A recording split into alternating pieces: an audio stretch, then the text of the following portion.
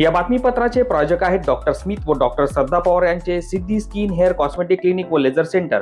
आमच्याकडे सर्व त्वचा रोग, केसांच्या समस्या यावर योग्य निदान व उपचार केले जातील। त्वचेवरील शस्त्रक्रियांसह आधुनिक सुविधांमध्ये hair removal, tattoo removal, CO2 laser, चेहऱ्यांवरील खड्ड्यांसाठी MNRF लेझर, पांढऱ्या डागांसाठी लाईट थेरपी यासह हायड्राफेशियलची सुविधा उपलब्ध। आमचा पत्ता सिद्धी स्किन क्लिनिक, पहिला मजला, उत्तमराव शिंदे पाटील प्लाझा, स्वामी समर्थ केंद्राजवळ, पारेगाव रोड, येवला। नमस्कार, आपण पाहत आहोत SK9 येवला न्यूज। मंत्री छगन भुजबळ यांच्या उपस्थितीमध्ये राष्ट्रीय हातमाग दिन साजरा। विणकरांना आता पेन्शनची योजना सुरू करणार छगन भुजबळ यांचे आश्वासन।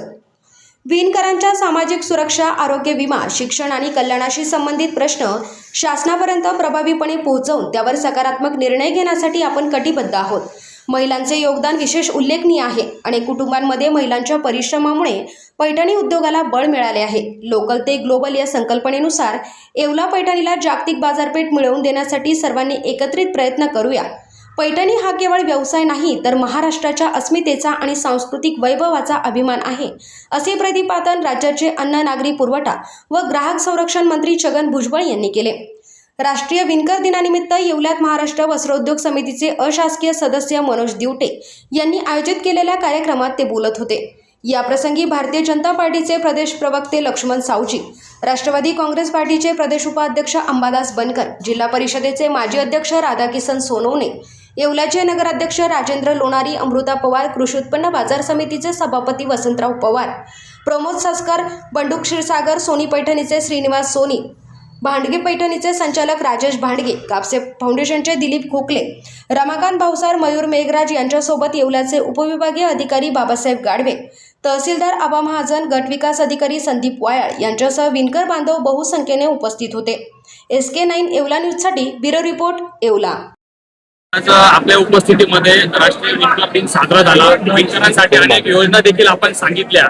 नेमकी आता येवल्याच्या पैठणीसाठी आणखी काय स्वरूप देण्याचा प्रयत्न असणार? ही पैठणी ही एक धागा विणून जो आहे निर्माण केली फार मोठी कलाकृती आहे आणि ती 2200 वर्षापासून जी आहे या देशामध्ये आणि विशेषतः या भागामध्ये अस्तित्वात आहे। सगळ्यात जास्त पैठणी जी आहेत या येवल्यामध्ये तयार होतात। आज 12,000 विणकर जे आहेत या उद्योगामध्ये आहे। 12,000 आता जवळजवळ 500 दुकानं आहे। त्या विणकरांना सुद्धा जे आहे महिलांना वर्षाला एक उत्सव भत्ता म्हणून 15,000 रुपये, पुरुषांना 10,000 रुपये आपण देतो आहोत आणि आता पेन्शन सुद्धा त्यांना द्यावी यासाठी सुद्धा आपण प्रयत्न करतो आहोत। इथे रेशीम पार्क उभं राहावं जेणेकरून ह्या पैठणीसाठी लागणारा जो कच्चा माल जो आहे तो इथे निर्माण होईल। त्याच्यावर जे काही प्रोसेसिंग होतं ते सुद्धा इथेच करायचं। सगळ्या गोष्टी ज्या एकाच ठिकाणी या येवल्यामध्येच झाल्या पाहिजे त्या दृष्टीनं एक प्रपोजल आपलं सरकारनं पास केलं 12.5 कोटी रुपयाचं आहे। त्याच्यावर आपण काम करतो आहोत। त्याचे जे आहेत कन्स्ट्रक्शन्स वगैरे जे आहेत, बिल्डिंगचं काम झालेलं आहे। पुढचं काम जे आहे त्या वेगवेगळ्या मशीन्स आणणं आणि लोकांना सुद्धा शिकवणं हे याच्या पुढे जे आहे आपण करणार आहोत।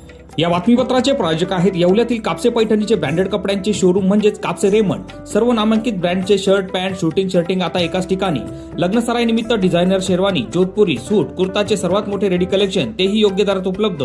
सोबत टेलरिंगची सुविधा उपलब्ध। आजच भेट द्या कापसे रेमंड, कापसे पैठणी शेजारी, काळामाती रोड, येवला।